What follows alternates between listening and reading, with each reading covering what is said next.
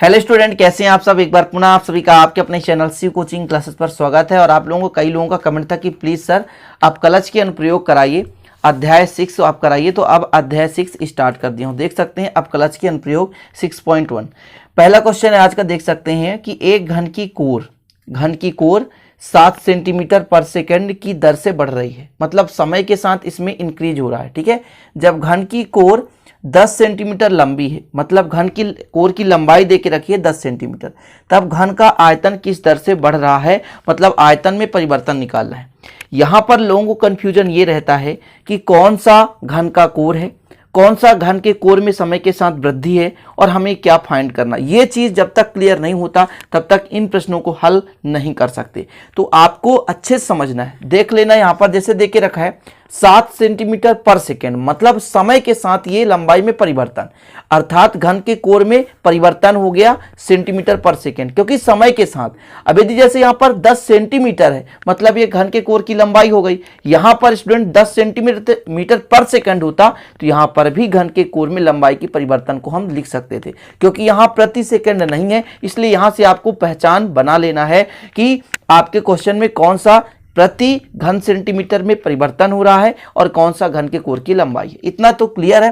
तो स्टूडेंट सबसे पहले मान लेते हैं कि कोई घन है जिसका एक कोर है, उसकी लंबाई a है या घन का कोर a है।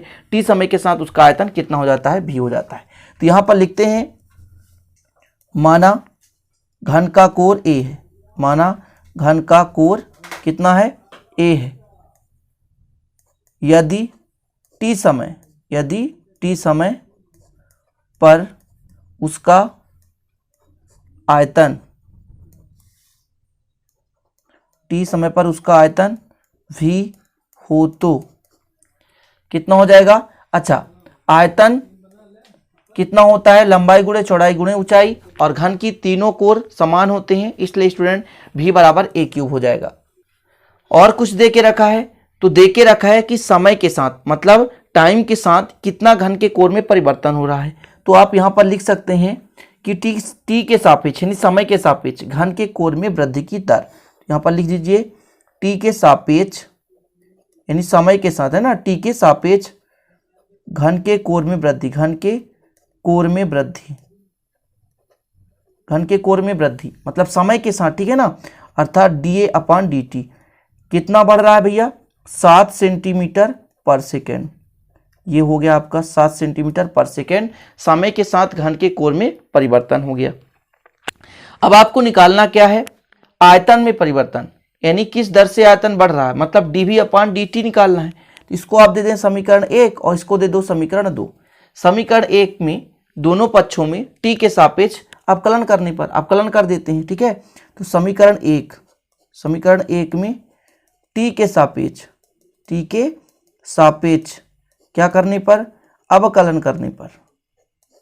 करने पर कर दीजिए अवकलन स्टूडेंट। कितना हो जाएगा, तो हो जाएगा आपका dV/dt और यहाँ पर d/dt और a क्यूब, इसको निकालना ही है।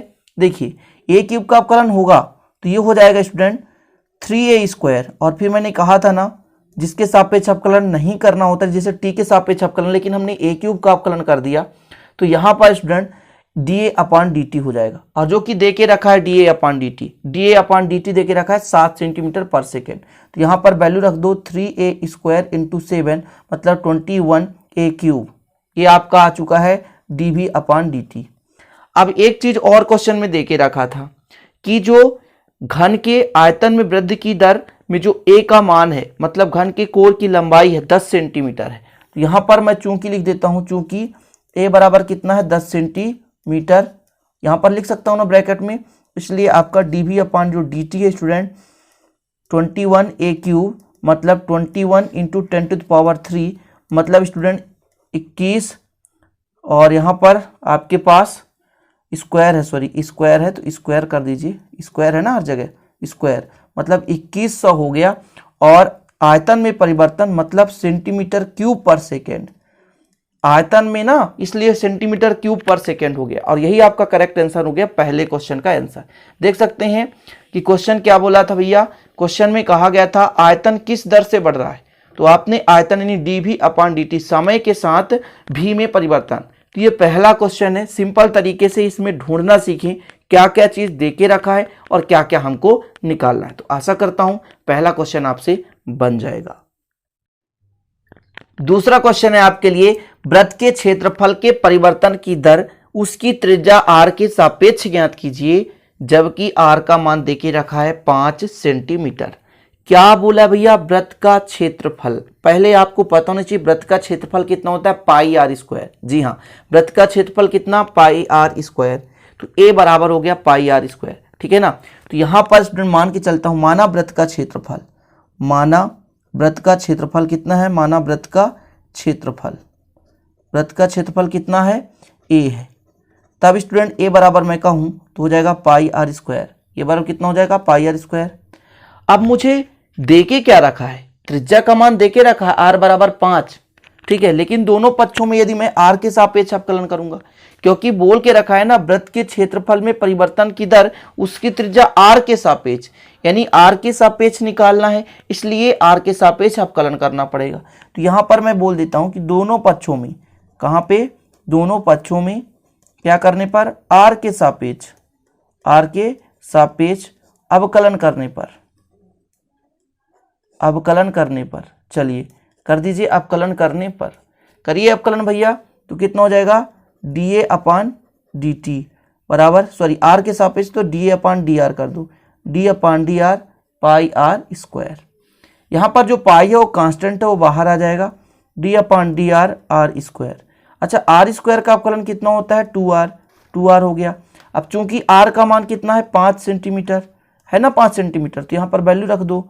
तो पाई इंटू 2 इंटू 5 यानी 5 दूना कितना हो गया, 10 पाई। जी हाँ, यही आपका आंसर है। और क्षेत्रफल में परिवर्तन इसलिए सेंटीमीटर स्क्वायर, किसके साथ, समय के साथ, यानी सेंटीमीटर स्क्वायर पर सेकेंड, ठीक है ना। वैसे तो यहाँ पर पूछा था क्या आपके पास dA अपान dr, तो ये हमने निकाल दिया स्टूडेंट, और ये बिल्कुल सिंपल सा छोटा सा क्वेश्चन था। देखिए वृत्त का क्षेत्रफल होता है पाई आर स्क्वायर, ये आपको याद होना चाहिए, ठीक है। 10th क्लास में आप लोगों ने पढ़ा होगा वृत्त का क्षेत्रफल पाई आर स्क्वायर। हमने r के सापेक्ष ही अवकलन किया, क्योंकि स्टूडेंट यहाँ पर बोल के रखा है कि परिवर्तन की दर निकालनी है त्रिज्या r के सापेक्ष। तो देखिए पहला क्वेश्चन सिंपल था, आशा करता हूँ ये भी इजी तरीके से आप सीख गए होंगे। तीसरा क्वेश्चन देखिए, एक वृत्त की त्रिज्या 0.7 सेंटीमीटर पर सेकंड की दर से बढ़ रही है, मतलब dr अपान dt दे के रखा है, और साथ में इसकी परिधि की वृद्धि की दर ज्ञात करनी, जिसमें r का मान 4.9 दे के रखा है, मतलब रेडियस दे के रखा है स्टूडेंट। तो हल करते हैं। वृत्त की परिधि की सूत्र होती है 2 पाई r, याद रखिएगा। तो माना थोड़ा सा मान लेते हैं, माना वृत्त की त्रिज्या r है, माना वृत्त की त्रिज्या r है, वृत्त की त्रिज्या r है। तब स्टूडेंट वृत्त की परिधि कितनी हो जाएगी, वृत्त की परिधि, परिधि वृत्त की कितनी, परिधि c बराबर होता है 2 पाई r। अब एक काम करना है कि दोनों पक्षों में है ना अवकलन करना है, ठीक है, किसके सापेक्ष, समय के साथ। तो क्या करेंगे, दोनों पक्षों में अवकलन करने पर, दोनों पक्षों में, दोनों पक्षों में t के सापेक्ष, t के सापेक्ष अवकलन करने पर, अवकलन करने पर, ठीक, अवकलन कर दीजिए भैया। तो c है ना, तो dc अपान dt हो जाएगा, और यहां हो जाएगा d अपान dt 2 पाई r। यहां पर स्टूडेंट 2 पाई आपका कांस्टेंट है, उसे बाहर ले लो, dr अपान dt है।